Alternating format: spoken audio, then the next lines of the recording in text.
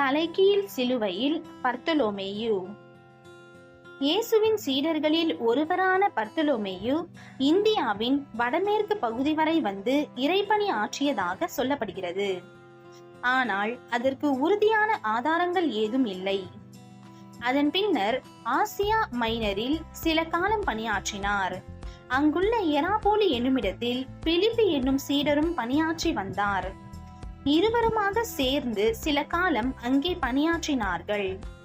பர்த்தலோமேவுக்கு நாத்தான்வேல் என்னும் பெயரும் உண்டு. அதன் பின்னர் பர்த்தலோமேயு ஆர்மேனியாவில் தன்னுடைய பணியை ஆரம்பித்தார். ஆர்மேனியாவில் இறைப்பணி ஆற்ற சென்றது கிபி 60. அங்கு ததேயு சுமார் 17 ஆண்டுகளுக்கு முன்பே கிறிஸ்தவ மதத்தை நிறுவியிருந்தார்.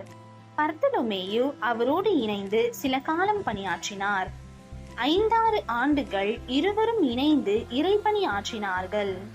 கிறிஸ்தவம் மிகவும் விரைவாக பரவ ஆரம்பித்தது. அங்குள்ள பிற மத நம்பிக்கையாளர்களும் அரசும் இவர்களுக்கு எதிரானார்கள். ஆயிரக்கணக்கான கிறிஸ்தவர்களை அவர்கள் கொன்று குவித்தார்கள். கிறிஸ்துவை நம்புபவர்கள் என்று பிரகடனப்படுத்தியோர் கொல்லப்பட்டார்கள். அந்த கூட்டத்தில் ததேயுவும் இறந்தான். பர்த்தலோமேயு தப்பினார். அப்போது அங்கு ஆண்டு வந்த அரசனுடைய மகளுக்கு மூளை கோளாறு இருந்தது. பர்த்தலோமேயு அரண்மனைக்கு சென்றார். இயேசுவை நம்பினால் அந்த பெண்ணை குணப்படுத்துவதாக வாக்களித்தார். அரண்மனை வாசிகள் சிரித்தனர். பின் குணம் பெற்றால் நம்புவோம் என்றனர். பர்த்தலோமேயு மண்டியிட்டு ஜெபித்தார்.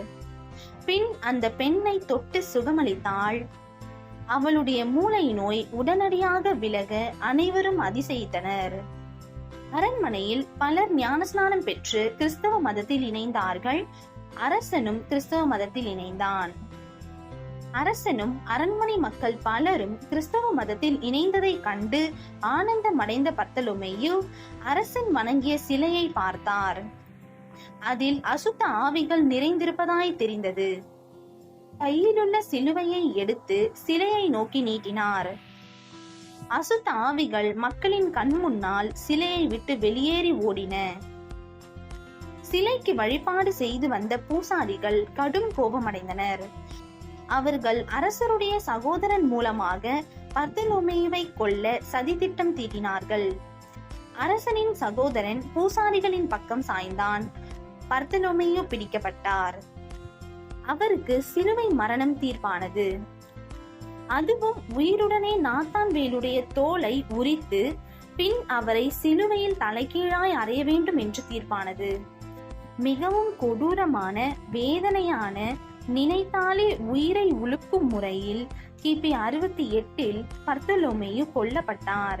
டைபர் நதியோரமாய் அமைய பெற்றிருக்கும் பர்த்தலோமேயு ஆலயத்தில் இவருடைய எலும்புகள் இன்னும் பத்திரப்படுத்தப்பட்டுள்ளன.